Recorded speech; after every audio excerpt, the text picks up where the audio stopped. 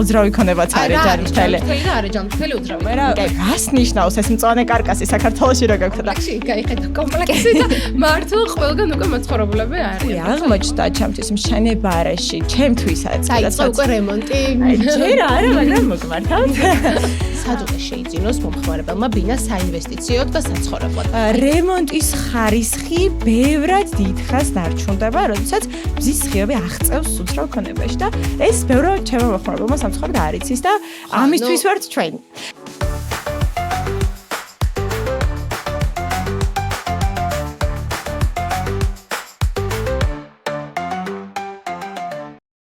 ეს არის პოდკასტი რემონტის ამბები, ჩემი სტუმარი კი გახლავთ, უძრავი ქონების კომპანია MyCorner-ის დამფუძნებელი ქალბატონი თამო წოწორია. მადლობა მოწვევისთვის ნინი.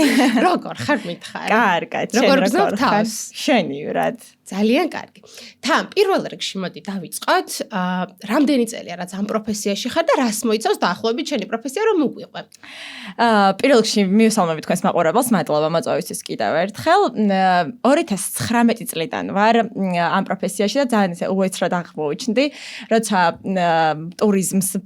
ტურიზმის განვითარებას ბოლო არ უჩანდა და ფრენები შეწყდა და ჯავშნები გამიუქმდა და ასე შემდეგ. ტურიზმის სექტორში ვიყავი. გადავწყვიტე რომ იგივენაირად ესე მქონოდა ადამიანებთან ურთიერთობა, იგივე დოზით, როგორი დოზითაც ამ სექტორში მქონდა და ისეთივე მაღალანაზღაურებადი პროფესია ამერჩია, როგორიც იყო ტურიზმის სფერო. ძალიან უეცრად აღმოჩნდი ამ სფეროში და ძალიან გამიტაცა და დიდი პრაქტიკის შემდეგ დავაფუძნე MyCorner-ში, რომელიც ეხმარება ადამიანებს სწორი გადაწყვეტილების მიღებაში. და ეს არის ერთ-ერთი უმნიშვნელოვანესი გადაწყვეტილება ცხოვრებაში, ვფიქრობ, უძრავი ქონების გაყიდვა და ასე ვთქვათ, შეძენა. გეთანხმები ნამდვილად და თან ისეთი რაღაცა, რომ ბინის მყიდვა უნდა ყოველას რეალურად, ხო, ყოველთვის ყავს ბინას მსურველი. მაინტერესებს თამო რომ უთხრა ჩვენ მაყურებელს, როდის არის ყველაზე მომგებიანი, ასე ვთქვათ, ბინის შეძენა, როდის უნდა შევიძინოთ ბინა, რომ რაღაც მოგებაზეც გავიდეთ. იცი რა ამ კითხვაზე სულ ერთი და იგივე პასუხი მაქვს ხოლმე გუშინ. იმიტომ რომ ყოველთვის მეკითხებიან რას დაველოდოთ, აი როდის შევიძინოთ. საუკეთესო დრო უძრავ ქონების ყიდვის არ არსებობს. ყოველთვის რაც მალე შეიძენ, მით უკეთესი, სულ ამას ვეუბნები ჩემს მეგობრებს, ახლობლებს, მომხმარებლებს, თითქმის ყოველს ერთ იგივე პასუხს ვცემ. მოწდა არ ღირს. მოწდა არ ღირს, მაგრამ აქ არის ერთი რამ, რასაც ძირითადად ყურადღებას აქცევენ ჩვენი ინვესტორები, რაღაცა ხელსაყრელი პერიოდი და ამაზე გავამახვილებ ყურადღებას. ეს პერიოდი არის პერიოდი, როცა ბაზარი არის არასტაბილური. რას გულისხმობ?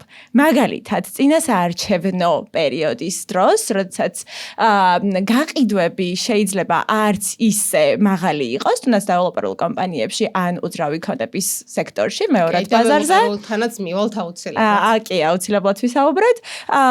ხელსაყრელი დროა იმისთვის, რომ დეველოპერებს გამოაქვთ ხოლმე, იცი რა, აი შეზღუდული რაოდენობის უძრავი ქონებები რაღაცა საბაზროზე შედარებით დაბალ ფასად. გამომდინარე იქიდან, რომ გაყიდვების ციკლი მაღალი არ არის.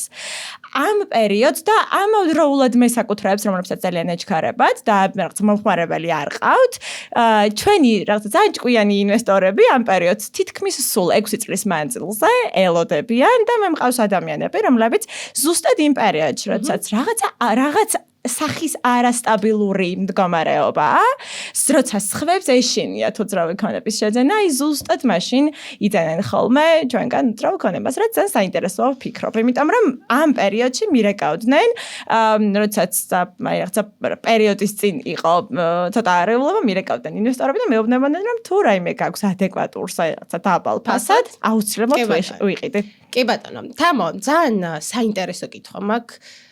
შენი აზრით სად უნდა შეიძინოს მომხმარებელმა ბინა საინვესტიციოდ და საცხოვრებლად? აი ეს ორი რო გაუმიჯნოთ, იმიტომ რომ საინვესტიციოდ მაინც სხვა ლოკაციებს ირჩევენ ხოლმე და საცხოვრებლად სხვა ლოკაციებს ირჩევენ ხოლმე და რჩევის სახით რო უთხრე ჩვენ მაყურებელს სად ურჩევ ბინის შეძენას ამ შემთხვევაში? აუცილებლად.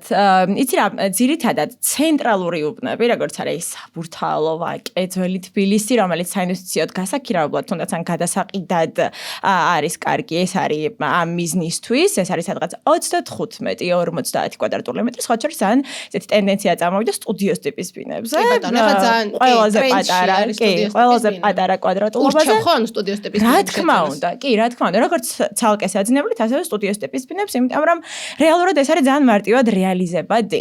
თან ცენტრალურ უბნებში ბევრად სწრაფად იზრდება უძრავი ქონების ღირებულება, ვიდრე გარე უბნებში. რაც შეეხება საცხოვრებელ ნაწილს. ნახე, ეს არის ძალიან ინდივიდუალური და სურვილისამებრ მინდა რომ გადაწყვიტოს ყველა ჩვენ მომხმარებელმა გამომდინარე იქიდან რომ ეხლა ტენდენცია შემოვიდა რომ არავის არ უნდა რაღაცა ქალაქის ცენტრში თითქმის ცხოვრება. უნდათ უფრო რაღაცა მშვიდ გარემოში, გარეობაში ან კომპლექსში, რომელიც მოიცავს რაღაცა საბავშვო სივრცეს, დიდ რეკრეაციულ ზონას და რაუს და ნუ ბიზნეს დარბაზს და ყველაფრით არის აღჭურველი. კი, მოთხოვნა საკმაოდ გაიზარდა ესეთ უბნებზე. თამ მაინტერესებს როგორ ფიქრობ, სად ჯობს ბინის შეძენა სამშენებლო კომპანიაში თუ მესაკუთრისგან ვიყიდოთ? აი შენ რომელს ანიჭებ უპირატესობას? და რას ურჩევ ხოლმე მომხმარებლებს ამ კუთხით? იცი რა, ესეც ძალიან საინტერესო კითხვაა და მადლობა ესეთი კითხვისთვის, იმიტომ რომ აქაც აზრები ორად იყოფა და ესეც ძალიან ინდივიდუალურია და ორივეს აქვს თავის დადებითი და უარყოფითი მხარე. რას გულისხმობ? როდესაც მესაკუთრისგან, აი მეორად ბაზარში, ამას ვყოფთ ჩვენ უძრავი ქონების ბროკერები ორ ნაწილად, პირველად და მეორად ბაზრად. როდესაც პირველად, ანუ დეველოპერულ ბაზარზე ყიდულობ უძრავი ქონებას, აქ არის დადებითი ბევრი მხარე, მაგალითად არ გაქვს წინასწარი შენატანი და გინდა რომ შეიძინოს შენთვის ხელსაყრელი პირობებით ან 0%-იანი განვადებით, ან თუნდაც რაღაცა მშენებლობის შუა ეტაპზე კარგ ფასად გინდა რომ იყიდო, რომ მერე გადაყიდო. მაგრამ აქ არის გარკვეული რისკები. უნდა ენდო სამშენებლო კომპანიას. რეპუტაციულად კარგ სამშენებლო კომპანიას უნდა მიაკითხო, რომელსაც არ აქვს იმისი რისკი, რომ მშენებლობა ან გაუჩერდება, ან ვერ დაასრულებს საერთოდ. მოკლედ, აქ არის ეს საბავი. ან ჩაბარებს, ან ვერ. როცა ჰაერს ყიდულობ, ხო რეალურად და აუცილებელია რომ შეირჩეს სანდო კომპანია. ცალსახად. თან ამასაც რომ თავი დავანებოთ, ვიღაცისთვის საერთოდ ვიზუალურად წარმოუდგენელია, როგორი შეიძლება იყოს მისი ბინა, როგორ შეიძლება იყოს ხედი მისი ბინიდან, აი ფიზიკურად რომ ვერ აღიქვამ რაღაცა, ძალიან რთულია მომხმარებლისთვის. სხვა შორის მე ვიყიდე ამას წინათ ბინა და ვორჭოფობდი, აი სად ვიყიდო და აი ინენად რთული აღმოჩნდა ჩემთვის მშენებარეში, ჩემთვისაც. დაიწყო უკვე რემონტი. ჯერ არა, მაგრამ მოგმართავთ. რა შეეხება მესაკუთრეს თემას რომ დაუბრუნდეთ, ამ შემთხვევაში ვიზუალურად აღიქვამ რას ყიდულობ პირველად ხელით ეხები ამ ყველაფერს და უკვე გადადიხარ საცხოვრებლად და თან ყველაზე კარგი პოინტი რაც შემიძლია აქ თქვა არის ის რომ მესაკუთრესთან შესაძლებელია უფრო რაღაცა მოქნილად ფასზე მოლაპარაკება იმიტომ რომ სამშენებლო კომპანიასთან რა თქმა უნდა ცოტა თითქმის შეუძლებელია ხოლმე კი ბატონო მისე მესაკუთრეები აი დაკლების ამბავში როგორ არის აკლებენ რეალურად ბინის ფასებს თუ როგორ არის ეგ იცი რა შემოთავაზების მიხედვით ცალსახად ფასზე მოლაპარაკება არის შესაძლებელი თუმცა აქ არის ძალიან მნიშვნელოვანი სწორი მოლაპარაკების ტექნიკები რაშიც ჩვენ უძრავი ქონების ექსპერტები ვეხმარები ალბათ საჭიროა რომ უფრო კიდევ დაბალ ფასად შეიძინო ამას შემიძლია უსასრულოდ ვილაპარაკო თუმცა ცალკე თემა და მე ხა ის მაინტერესებს შენ წეგან ახსენე რომ ბინა იყიდა აი როგორი კარკასით იყიდა ბინა როგორი კარკასით ჩაგბარდება თეთრი პლუს კარკასით. ჩემი ცხოველი ინვესტორებს უმეუბნებიან ხოლმე რა რას ნიშნავს ეს მწვანე კარკასი საქართველოში რა გაქვთ და იქან თეთრი ან შავი კარკასია ხოლმე და რაღაცა ჩვენის ცნება შემოვიღოთ მწვანე კარკასი. თეთრი პლუს კარკასი იმიტომ ვიყიდა იდეაში რომ ანუ მშენებლობა კომპანია აბარებდა ცალსახად ესე თუმცა მე ვურჩევ ჩემს მომხმარებლებს აქ არის აქაც ორი ამბავია რა შავ კარკას ვერ ოდიაფი ღირს თუმცა ძალიან დიდი შავის სამუშაოების ჩატარება არის საჭირო იქ და აფითვლი რომ იდეაში შავ კარკას უფრო დიდ ხარჯებთან მივყავართ თუ კი ხო ანუ შავი კარკასის ყიდვას არ ურჩევობ იცი რა თუ იმაზე ბევრად იაფია ვიდრე საბაზრო ღირებულებაზე არის გამოტანილი რაღაც კონკრეტული მასიურად უძრავი ქონებები, მაშინ კი ღირს ამ ხარჯის გაწევა. მაგრამ მწვანე და თეთრი კარკასი, იმიტომ არის, ასე ვთქვათ, ხელსაყრელი, რომ რემონტამდე არცე დიდი დრო არის, ასე ვთქვათ, დარჩენილი. თან მე ვურჩევ ჩემს მომხმარებლებს ასევე, რომ როდესაც მწვანე კარკასს ყიდულობენ, აუცილებლად გააკეთონ რა რემონტამდე, ანუ შეიძლება 5 თვეში დაიწყოთ რემონტი, მაგრამ სამშაბათში მომხმარებელ კომპანია შეუთანხმდნენ თუნდაც აი დაქსელვაზე რაღაცა კომუნიკაციებზე, იმიტომ რომ მწვანე კარკასში მაინც ყველა წერტილი რაღაცა გათვლილია. ამიტომ ამას ვურჩევ რომ გააკეთო. ნუ თეთრი და მწვანე კარკასი ცალსახად ამაზე შევჯერთ. რა თქმა უნდა. მეც მაგაზრზე ვარ, შავი კარკასი ჩემთვისაც რაღაც დიდ შრომებთან, უფრო დიდ ფინანსებთან, უფრო ენერგიასთან და რა თქმა უნდა ნერვებთან ასოცირდება. თამო, კიდევ მაინტერესებს რომ მითხრა შენ გამოცდილი ხარ უკვე მრავალწლიანი ამ საქმეში და მაინტერესებს რა დაბრკოლებებს ხვდებით ბინის შეძენის დროს. აი რომ განგვიმარტო კარგად და ჩვენ მაყურებელსაც ეს დაღეჭელი ინფორმაცია რომ მივაწოდოთ. აუცილებლად. იცი რა, პირველი ალბათ გამოვყოფდი იმას რომ უძრავი ქონების ექსპერტებმა ჩვენ ამს ყოველდღე ვაკეთებთ, ბევრად კარგად იციან რა ხდება ბაზარზე. როგორი უძრავი ქონება, მე სულ იმას ვამბობ ხოლმე, რაღაცა ჯანმრთელი უძრავი ქონება შემხვდა თქო და უძრავი ქონებაც არის ჯანმრთელი. და არის ჯანმრთელი უძრავი ქონება. კი, ამასაც ვიტყვი, ნახე ჩემთვის. სტუდიოს ტიპის ბინები, უძრავი ქონების მდგომარეობა არის აი განსხვავებული. რეალურად განლაგების მიხედვით არსებობს კუთხის, გამჭოლი და ცალმხრები უძრავი ქონებები. ამაზე შემიძლია ერთი კურიოზიც თქვა, მაგრამ თქვი. აქ ცოტა მეუხერხულება. მოკლედ, ერთ-ერთ შედეგელი მიმარებს, რა თქმა უნდა, არ დავასახელებ. წლების წინ და მეუბნება, რომ აი კუთხის ძალიან ბევრი ბინა უნდა გაჩვენა 50 კვადრატი და ცოტა გამიკვირდა, რომ 50 კვადრატი უნდა ყოფილიყო კუთხის, ჩემთვის ცოტა უცნაური იყო. თითქმის არ არსებობს ხოლმე. ანუ კუთხის როცა არის უძრავი ქონება, ფანჯრები ქმნის კუთხეს. ანუ აი სინათლე ბევრად კარგად შემოდის უძრავი ქონებაში და სინათლე ძალიან მნიშვნელოვანია უძრავი ქონებაში შევთანხმდეთ. და მივედი და დამხვდა ცალმხრივი უძრავი ქონებები. და აი რას ნიშნავდა მათთვის კუთხის უძრავი ქონება, იცი რა, უბრალოდ კუთხეში იყო. ანუ უბრალოდ კიდეში იყო. მან გაიგო პირდაპირ უბრალოდ.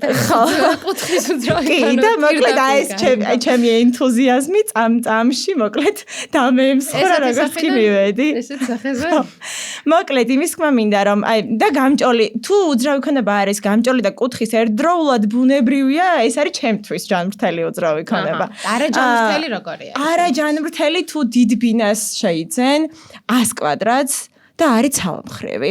ანუ არ შეგიძლია მარტივად განიავება. აი ესე რომ ვთქვათ, იმიტომ რომ როდესაც უძრავ ქონებას აქვს უფრო მეტი ფანჯარა, უფრო მეტი სინათლე შემოდის. ბევრს გონია რომ რაღაც სინათლე შემოსვა მხოლოდ მზის სიყვარულთან ასოცირდება და ესე არ არის. რემონტის ხარისხი ბევრად დიდხანს ნარჩუნდება, როდესაც მზის სხივები აღწევს უძრავ ქონებაში და ეს ბევრად ჩემო მოხმარებელმა სამწუხაროდ არ იცის და ამისთვის ვართ ჩვენ. რაც შეეხება შენს კითხვას აი რა დაბრკოლებებს ხვდებით პირველ რიგში იმას რომ ფასი აი ადეკვატური საბაზრო ღირებულება არ იცის ხშირ შემთხვევაში მოხმარებელმა მეორე არის ის რომ ფასზე მოლაპარაკება არის ბევრად უფრო არაეფექტური ექსპერტის გარეშე ვიდრე ექსპერტთან ერთად და რატო ზუსტად მანდ მივდიოდი აი როდის უნდა დაგიკავშირდეს მომხმარებელი და აი თქვენ რა სერვისს თავაზობთ მომხმარებელს აი ამაზეც რო გითხრა ორიოდე სიტყვა აუცილებლად იცი რა ჩემი სერვისი ძალიან კომპლექსურია როგორც იურიდიული მომსახურება გვაქვს ასევე გვაქვს ბაზრის ანალიზი არ ვიცი აი ადამიანმა მომხმარებელმა ვისაც უნდა უძრავი ქონების შეძენა რომ უნდა დახარჯოს პირობითად აი 2-3 თვე ანალიზისთვის, დოკუმენტაციის მოგვარებისთვის, იურისტის აყვანისთვის, არ ვიცი, უძრავი ქონების საკადასტრო კოდის განახლებისთვის, აი ძალიან ბევრი დეტალისთვის, ვუგვარებთ ალბათ ერთ კვირაში, არც კი. რაც დამეთანხმები, რომ დროის დეფიციტი გვაქვს დღეს 20 საუკუნეში და დროის დაზოგვა არის აი ერთ-ერთი უმნიშვნელოვანესი რამე, რაც კი შეიძლება რომ მომხმარებელმა გააკეთოს. მეც კი, მიუხედავად რომ დეველოპერ კომპანიისგან ვიყიდე, ბევრ უძრავი ქონებს ექსპერტს მიუმართე იმისაც რომ შემეძინა უძრავი ქონება. მშვენიერი. თამო, ეხლა ესეთი რაღაც გითხარი.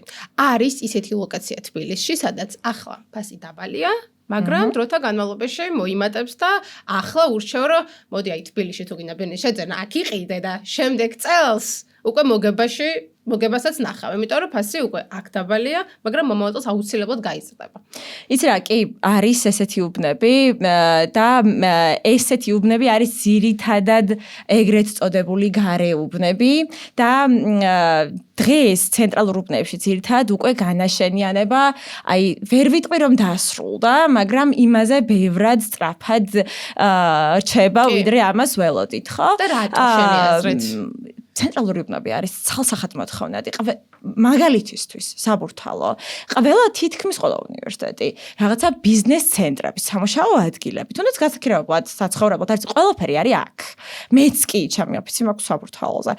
იმდენად ჩემთვის კომფორტული იქნებოდა, რომ ვცხოვრობდე საბურთალოზე, თუმცა ფასი შედარებით ბევრად მას ვთქვათ მაღალია სხვა უბნებთან შედარებით, რომ შესაძლოა კარგად გილოს ცხოვრობ, სადაც იყიდები. კი, და ჩემი მეზობელია. კარგი არჩევანი გავაკეთე, საკმაოდ ჩემთვის მნიშვნელოვანი იყო რეკრეაცია და ეს კი გვიძის პარკი, ბარემ გაპოპულარიზაცია გაუწიოთ მოკლედ მაგ ადგილს. იცი რა, იმდენად აი ეს ხო დაუბრუნდეთ, იმდენად ვრცელი თემაა, რომ აი მინდა პრობლემას მოვედო. ხარი რა არის თბილისში? ის ლოკაცია, სადაც უნდა შეიძინოს მომხმარებელმა ბინა, იმიტომ რომ ახლა ფასი დაბალია, მაგრამ აუცილებლად გაიზრდება. რა არის ეგეთი ლოკაცია? ტენდენცია მიდის ორთაჭალისკენ, იმიტომ რომ ემარი იწყებს ახლა ძალიან დიდ პროექტს კრწანისისკენ. მან მინდა ბინის შეძენა მე პირადად. მშენებარე კომპლექსში თუ არ გეჩქარება გირჩევა აუცილებლად მშენებარე შეიძინა, იმიტომ რომ კი, მეორად უძრავ ქონებაზეც გაიზრდება ფასი, თუმცა ცალსახად ბევრად მეტი ნამატი შეიძლება გქონდეს პირველად ბაზარზე. თუ არ გეჩქარება ბუნებრივია და შენთვის ხელშესახები არ გინდა რომ იყოს უძრავი ქონების შეძენის პროცესი. დიდი დიღომი, რა თქმა უნდა, გარეუბნები, თუნდაც ვარკეთილი. აი ბევრი ადგილია, სადაც ჯერ კიდევ არის დაბალი ფასი. კი და დიდ დიღომში ძალიან ბევრი მშენებლობა მიმდინარეობს და შედარებით თბილისში მე ვთვლი, რომ დიდ დიღომში ყველაზე დაბალია ფასი ამ ეტაპზე. სხვაგან თუ არ ახლა მე იდეაში ვიკულავ, იმიტომ რომ მეც ბინის შეძენა და დიდ დიღომში ყოველთვის დაბალია კვადრატულის ღირებულება. შედარებით დაბალი ღირებულება ცალსახად. იცი რა, შეიძლება ითქვას, რომ არის მაინც ახალი განაშენიანება. მიუხედავად ასე ამბობდნენ ჯიქიაზეც, ეგრეთ წოდებულ პოლიტკოვსკაიას ქუჩაზეც, რომ აი ძველი თაობა როგორც კი გაიგებდა, რომ ჯიქიაზე გვაქვს ეს კონკრეტული კვადრატულობა და ამ ბიუჯეტში, რას ამბობ, მან არაფერი არ იყო, როგორ შეიძლება მან რამე აშენდეს. ზუსტად იგივე ამბავია აქ. და დღეს უკვე აქ გაიხედა კომპლექსი, იქ გაიხედა კომპლექსი და მართლა ყველგან უკვე მაცხოვრებლები არიან, როცა იყო მართლა რაღაც განაშენიანებას. არ იყო ფაქტობრივად, კი ბატონო. და რაც უფრო ფართავდება თბილისის არეალი რა, ამის თქმა მინდა. რაც უფრო გარე უბნებზე მივდივართ, აი უფრო დიდ განაშენებას ხვდებით. აი უბრალოდ რომ მანქანით მოვიაროთ, მივხვდებით, რომ აი დღითი დღე ბევრად მეტი კორპუსი შენდება გარე უბნებში ახლა ამ ეტაპისთვის. კი, გეთანხმები ნამდვილად და იცი რა არის, ახლა მინდა ისეთ თემას შევეხო, რაც ყველას აინტერესებს. მეც ძალიან მაინტერესებს. დარწმუნებული ვარ, ჩვენ მაყურებლებსაც ძალიან აინტერესებს, სად შეგვიძლია ყველაზე დაბალ ბიუჯეტურად შევიძინოთ ბინა თბილისში. სადაც იქნება ყველაზე დაბალი ფასი. ვერ ვიტყვი რომ საბურთალო. უბრალოდ ხომრობა იყო. იცი რა, საბურთალო არც გვიფიქრია, პიქშია ფასები მან ცალსახად, თუმცა არის უძრავი ქონებები, რომელსაც მართლა ადეკვატური ფასი აქვს. ისევ დიდ დიღომზე მივდივარ რა, იმიტომ რომ აქ ახლა არის მაინც შემორჩენილი ის ფასები, რაც მომხმარებელს უნდოდა რომ ყოფილიყო. ეს ოქროს პერიოდი რა, შეიძლება ამაზე ვისაუბროთ კიდეც, მაგრამ ვფიქრობ, რომ ის ოქროს პერიოდი COVID შევეხეთ პირველ კითხვაში, რაც COVID-დან და ამავდროულად უკრაინა რუსეთის ომიდან იყო, შეიძლება ითქვას, რომ დიდი ხანი არ უნდა ველოდოთ, რას გულისხმობ. იყო პერიოდი, როცა მე ჩემს მომხმარებლებს, რომლებმაც დამირეკეს დაახლოებით 1 წელში, ვაყიდინე უძრავი ქონება მწვანე კარკასი საბურთალოზე $8 კვადრატული მეტრი. რომელ წელს? ეს იყო უკრაინა რუსეთის ომი რომ დაიწყო, სადღაც აი ამ პერიოდში. მაგ დროს არ გიცნობდით ამ ძალიან წინს. და ჩემი ასე ვთქვათ რაღაცა აი დაჟინებული რეკომენდაციით და ზუსტად რამდენიმე თვეში გახდა ფასი აი რაღაცა $300. ყველას გონია რომ რაღაცა შემოდინებამ გაკეთა, არ არის ესე, ამას გავაკეთებ კომენტარს. იცი რა, აქ იყო ეს ფაქტორი.